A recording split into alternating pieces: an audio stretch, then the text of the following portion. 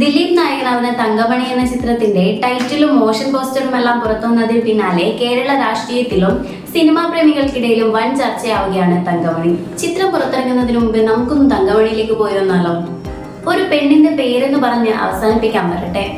കേവലം ഒരു സ്ത്രീനാമം മാത്രമല്ല തങ്കമണി. ഇടുക്കി ജില്ലയിലെ ഒരു ചെറു ഗ്രാമത്തിന്റെ പേരാണത്. ഒരു കാലത്ത് കേരള രാഷ്ട്രീയത്തെ പിടിച്ചുലച്ച ഒരു മന്ത്രിസഭയെ തന്നെ തകർത്തെറിഞ്ഞതിന് സാക്ഷ്യം വഹിക്കേണ്ടി വന്ന ഒരു ഗ്രാമം. ഇടുക്കി ജില്ലയിലെ ചെറുതോണിയിൽ നിന്ന് 13 കിലോമീറ്ററും കട്ടപ്പനയിൽ നിന്ന് 18 കിലോമീറ്ററും സഞ്ചരിച്ചാൽ തങ്കമണി എന്ന ഗ്രാമത്തിലെത്താം. കാമാക്ഷി ഗ്രാമപഞ്ചായത്തിലാണ് ഈ പ്രദേശം വരുന്നത്. വെറും ഒരു പേരല്ലത്രേ ഈ നാടിന്.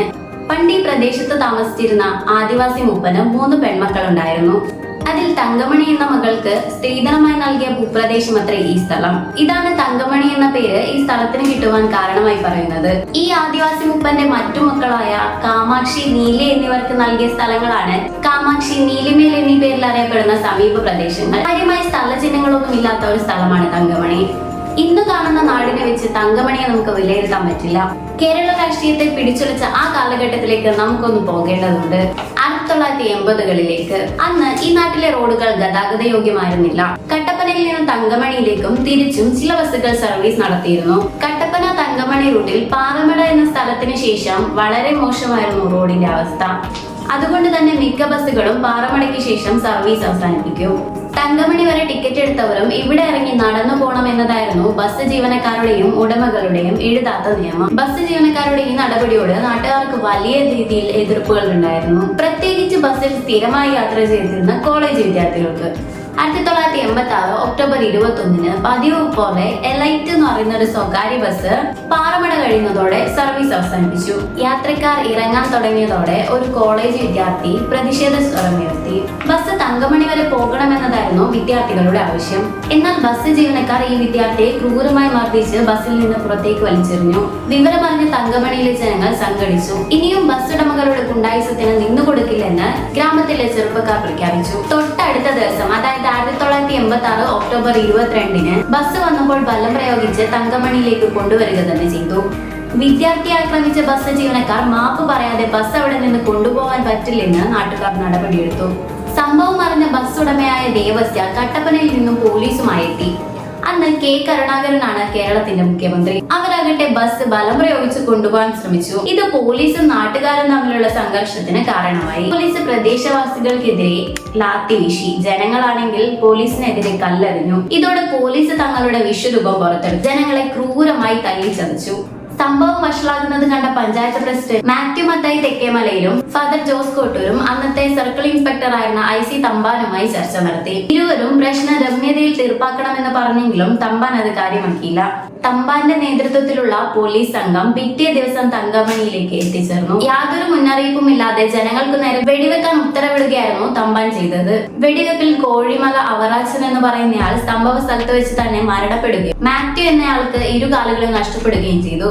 വെടിവെപ്പിന് പിന്നാലെ തങ്കമണിയിലെ ജനങ്ങൾ പരിഭ്രാന്തരായി. ചെറുത്തു നിൽക്കുക അല്ലെങ്കിൽ മരണപ്പെടുക എന്ന 2 വഴികൾ മാത്രമേ ജനങ്ങൾക്ക് മുമ്പിലുള്ളൂ എന്ന് അവർ മനസ്സിലാക്കി. ഇതോടെ നാടിന്റെ പല ഭാഗങ്ങളിലായി നാട്ടുകാർ സംഘടിച്ചു. നാട്ടുകാർ തിരിച്ചാക്രമണം നടത്തിയാൽ പിടിച്ചു നിൽക്കാൻ പറ്റില്ലെന്ന് മനസ്സിലാക്കിയ പോലീസുകാർ കൂടുതൽ സേനയെ തങ്കമണിയിലേക്ക് എത്തിച്ചു. ജില്ലയിലെ വിവിധ സ്റ്റേഷനുകളിൽ നിരവധി വണ്ടികളിൽ 100 കണക്കിന് പോലീസുകാർ തങ്കമണിയിലേക്ക് വൈകിട്ടോടെ എത്തിച്ചിരുന്നു. സർവ്വസന്നാഹങ്ങളുമായി എത്തിയ പോലീസ് മുമ്പിൽ കണ്ടവരെല്ലാം അറസ്റ്റ് ചെയ്യുകയും മർദ്ദിക്കുകയും ചെയ്തു. പോലീസുകാർ വിവിധ സംഘങ്ങളായി തിരിഞ്ഞ വിവിധ പ്രദേശങ്ങളിലെ വീടുകളിൽ ചെന്ന് വാതിലുകൾ ചവിട്ടി തുറന്നു. പോലീസിന്റെ തേർവാഴ്ചയിൽ ഭയന്ന പുരുഷന്മാർ ഒളിവിൽ പോയി. വീട്ടിലുള്ള സ്ത്രീകളെയും കുട്ടികളെയും പോലീസ് ഉപദ്രവിക്കില്ല എന്നതായിരുന്നു ബാക്കിയുള്ളവരുടെ വിശ്വാസം. എന്നാൽ ജനാധിപത്യ കേരളത്തിന് തീരാ കളങ്കം തീർക്കുകയാണ് തങ്കമണിയിലെ പോലീസ് അന്ന് ചെയ്തത്. സ്ത്രീകളും കുട്ടികളും തനിച്ചുള്ള വീടുകളിലെത്തിയ പോലീസുകാർ സ്ത്രീകളെ കൂട്ടബലാത്സംഗത്തിനിരയാക്കി. പോലീസ് കസ്റ്റഡിയിലെടുത്ത് കട്ടപ്പനയിലേക്ക് കൊണ്ടുപോയ പുരുഷന്മാരാകട്ടെ 3ാം മുറയടക്കമുള്ള മർദ്ദനത്തിനാണ് ഇരയായത്. തങ്കമണി വെടിവെപ്പെന്നും തങ്കമണി കൂട്ടബലാത്സംഗം എന്നുമൊക്കെയാണ് ഈ സംഭവം പിന്നീട് അറിയപ്പെട്ടത്. 1987 നിയമസഭാ തെരഞ്ഞെടുപ്പ് നടക്കാൻ 6 മാസം മാത്രം ബാക്കിയുള്ളപ്പോഴാണ് തങ്കമണി വെടിവെപ്പും തങ്കമണി കൂട്ടബലാത്സംഗവും നടക്കുന്നത്. സംഭവം രാഷ്ട്രീയ കേരളത്തിൽ വലിയ ചർച്ചയായി മാറി. കെ കരുണാകരന്റെ പോലീസ് നടത്തിയ ക്രൂരതകൾക്കെതിരെ കേരളത്തിലുടനീളം പ്രതിഷേധങ്ങൾ ഉണ്ടായി. വിഷയത്തെ ഗൗരവത്തോടെ ഏറ്റെടുത്ത ഇടതുമുന്നണി മുഖ്യ പ്രചരണായുധമാക്കി തങ്കമണിയെ മാറ്റുകയും ചെയ്തു. കെ കരുണാകരനെതിരെ വലിയ രീതിയിലുള്ള പൊതുവികാരം നിർമ്മിച്ചെടുക്കാൻ ഇടതുപക്ഷത്തിന്റെ പ്രചരണത്തിന് സാധിച്ചു. EMS ആയിരുന്നു ഇടതുപക്ഷത്തിന്റെ തിരഞ്ഞെടുപ്പ് പ്രചരണങ്ങൾക്ക് നേതൃത്വം നൽകിയിരുന്നത്. അന്നത്തെ പ്രധാനമന്ത്രി രാജീവ് ഗാന്ധി നേരിട്ട് വന്ന് ചുക്കാൻ പിടിച്ചെങ്കിലും തങ്കമണി സൃഷ്ടിച്ച പരിക്കിനെ മറികടക്കാൻ കോൺഗ്രസിന് സാധിച്ചില്ല. തിരഞ്ഞെടുപ്പിൽ UDF പരാജയപ്പെടുകയും LDF വിജയിക്കുകയും ചെയ്തു. 1987 മാർച്ച് 26-ന് EK നായർ മുഖ്യമന്ത്രിയായി ചുമതലയേറ്റു. തങ്കമണി സംഭവത്തെക്കുറിച്ച് അന്വേഷിക്കാൻ സർക്കാർ D. ശ്രീദേവി അധ്യക്ഷയായ ഒരു കമ്മീഷനെ നിയോഗപ്പെടുത്തിയിരുന്നു. മനുഷ്യ മനസാക്ഷിയെ മരവിപ്പിക്കുന്ന പോലീസ് ക്രൂരതകളുടെ നേർചിത്രം കമ്മീഷൻ സമർപ്പിച്ചെങ്കിലും അതൊന്നും സംഭവിച്ചില്ല. കുറ്റക്കാർ നിയമപാലകരായി പിന്നെയും വിലസി. പക്ഷെ കണക്ക് ചോദിക്കാതെ പോകാൻ കാലത്തിന് കഴിയില്ലല്ലോ. തങ്കമണി കൂട്ടബലാത്സംഗത്തിനും വെടിവെപ്പിനും കാരണമായത് എലൈറ്റ് ബസിന്റെ ഉടമ എലൈറ്റ് ദേവസ്യയുടെ ദുർവാശി തന്നെയായിരുന്നു. കാലം അധികം കടന്നു പോകുന്നതിന് മുമ്പ് എലൈറ്റ് ദേവസ്യ സാമ്പത്തികമായി പ്രതിസന്ധിയിലായി. പൊട്ടിപ്പാളീസായ എലൈറ്റ് ദേവസ്യ കുമളി പൊതുമരാമത്ത് ഗസ്റ്റ് ഹൌസിൽ താൽക്കാലിക ജീവനക്കാരനായി മാറി. ഈ സമയത്താണ് സൂര്യനെല്ലി പീഡന കേസിൽ ദേവസ്യ മുഖ്യപ്രതിയായി മാറുന്നത്. തങ്കമണി സംഭവം ഇതിവൃത്തമാക്കിയ ആദ്യ സിനിമ അല്ല ഇപ്പോ അണിയറയിൽ ഒരുങ്ങുന്ന ദിലീപ് ചിത്രം. 1987-ൽ PG വിശ്വംഭരൻ ഇറക്കിയ ഇതാ സമയമായി എന്ന ചിത്രവും തങ്കമണി സംഭവത്തെ തുടർന്നിറക്കിയതാണ്.